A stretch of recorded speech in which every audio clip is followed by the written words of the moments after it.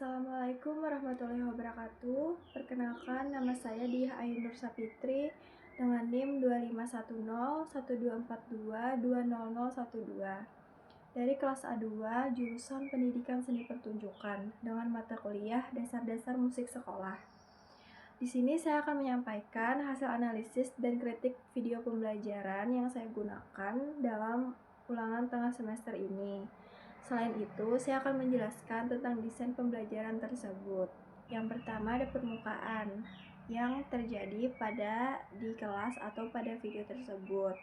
Video tersebut menunjukkan pembelajaran seni musik yang berfokus pada pengenalan konsep dasar, seperti pengertian musik, fungsi, dan jenis-jenisnya. Guru menyampaikan materi secara verbal atau biasa disebut dengan penjelasan dengan bantuan media visual yang sederhana. Yang kedua ada struktur pedagogis atau cara mengajar.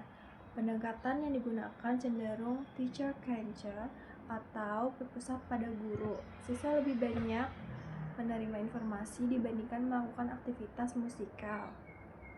Interaksi yang terjadi bersifat satu arah, sehingga keterlibatan aktif siswa masih terbatas. Yang ketiga ada makna musikal atau pengalaman siswa terhadap musik. Pembelajaran lebih menekankan pengetahuan tentang musik, bukan pengalaman bermusik langsung. Padahal musik idealnya dipelajari melalui praktek. Misalnya, ada tepuk ritme, bernyanyi, atau memainkan alat. Selanjutnya ada kritik dan saran. Seperti yang sudah saya sampaikan sebelumnya, pada video tersebut terlalu banyak berorientasi pada penjelasan atau verbalistik, yang dimana guru banyak menjelaskan konsep, pengertian, fungsi, dan jenis musik.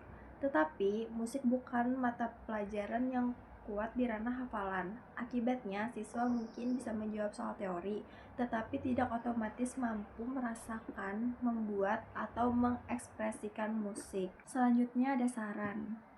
Menurut saya, kurangnya materi definisi memperbanyak eksplorasi singkat, definisi cukup singkat. Lalu, lanjut ke praktek, karena musik dipahami melalui pendengaran dan pengalaman, bukan hafalan. Selain itu, buat alur pembelajaran lebih hidup. Contohnya, pemanasan ritme, eksplorasi bunyi, permainan musikal, refleksi sederhana. Selanjutnya saya akan menjelaskan game sambung ritme. Game ini bukan sekedar permainan biasa, tetapi game ini merupakan strategi pembelajaran musikal yang dirancang untuk membuat siswa benar-benar mengalami musik secara aktif. Secara konsep, game ini bekerja dengan prinsip rantai ritme, rhythmic chaining. Setiap kelompok tidak berdiri sendiri, tetapi harus mendengar, mengingat, lalu melanjutkan pola ritme dari kelompok sebelumnya. Disinilah letak kekuatan utamanya. Siswa tidak hanya menghasilkan bunyi, tetapi juga memproses musik secara kognitif dan kinestetik sekaligus. Dalam prakteknya, ketika kelompok pertama membuat 4 pola ketukan, kelompok kedua dituntut untuk mengingat pola tersebut dengan tepat, menjaga tempo yang sama, dan menambah pola baru tanpa merusak kesinambungan pada ketukan tersebut. Nah, proses ini melatih ketepatan ritme, sense of timing, secara alami. Jika satu kelompok salah tempo atau lupa pola, seluruh rangkaian akan terasa rusak.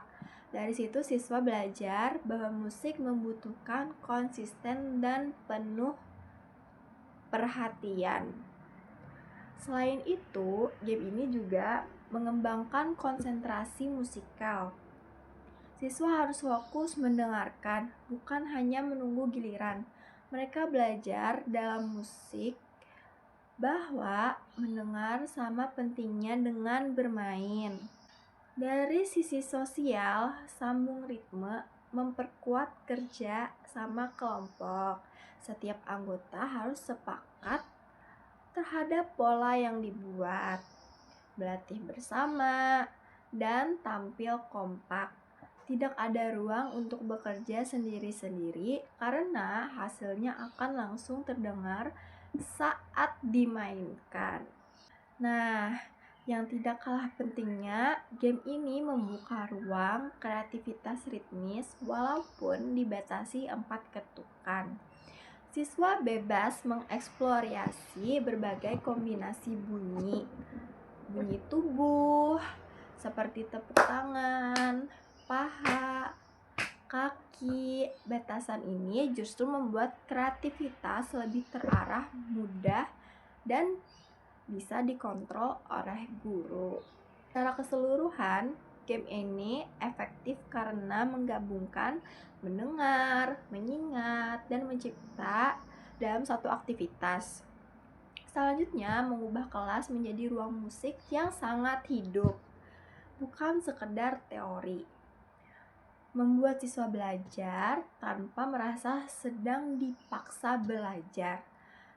Hasil akhirnya, siswa tidak hanya memahami ritme, tetapi juga merasakan bagaimana ritme bekerja dalam kebersamaan. Mungkin itu yang bisa saya sampaikan.